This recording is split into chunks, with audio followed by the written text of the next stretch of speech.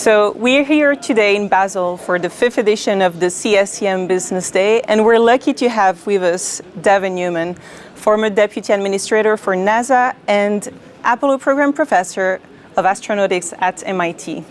A lot of technologies are being discussed here, deep tech, digitalization. How confident are you about space technology, and what space missions, how will they look like in the future? So space is a great kind of forcing function for innovation and technology development, because we're designing for very isolated, confined environments, very extreme temperatures, very extreme radiation. So when we put our minds to it and we really have to, come up with space technologies, it's great because it's a constrained problem, and you have to really, you have to be really good. So all of these are now they're spin-offs from our space technology. But the important thing is, what are those spin-offs for Earth? When you've put in the investment in terms of human brain power, but also monetary, money funding them, then what are the dual technology, the dual purposes for Earth? And there's great spin-offs. Anything from water filtering, great space technology that's now used for millions and millions of people on Earth. So that's the best case, is when you kind of invest in space technology for those constrained, harsh environments, and you think, okay, but here's the application on Earth. There's a lot of biomedical applications as well. Say, for example, we have to monitor the astronauts. So now we have a portable ultrasound. That's fantastic, breakthrough technology, because now it's used for rural healthcare. Now, rather than having to come into a clinic or a big expensive monitoring device, maybe the doc or even a nurse can go out with wearable technologies, can go out with this portable ultrasound. So that's how I look at it, is the investment for some of the space technologies. The most important thing is, how can it help millions of people here on Earth? Tell me about the Biosuit. How ready is it right now?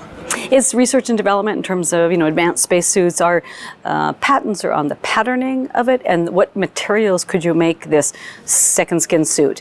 So technically it's feasible. We had to make sure it was very early stage research and development. We had to say, well, if it's not technically feasible, I always say to my students, don't fall in love with our ideas, because if it wasn't technically feasible, we'd have to say, okay, we tried, we couldn't do it.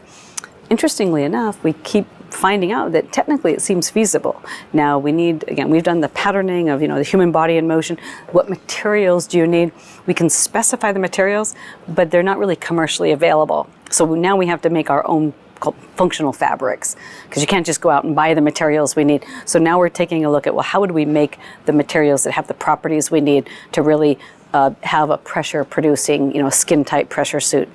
And now fast forward, now we're looking at new materials for thermal control and maybe radiation protection. So that's fantastic. That's where the material scientists, and they're ahead of us. And so I'm looking at what they're developing, saying, wow, we have the application of future spacesuits. So specifically the aerogels and the wonderful company we're working with, boronite, for the boron nanotubes, hydrogenated boron nanotubes, could have a huge effect for radiation protection.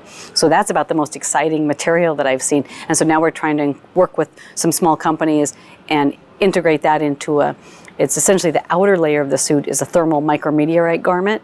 So can we make essentially the pressure, the skin tight pressure underneath, and then literally your coat would be this new version of a thermal micrometeorite garment, much less massive, so it's light, but with astonishing thermal and radiation protection.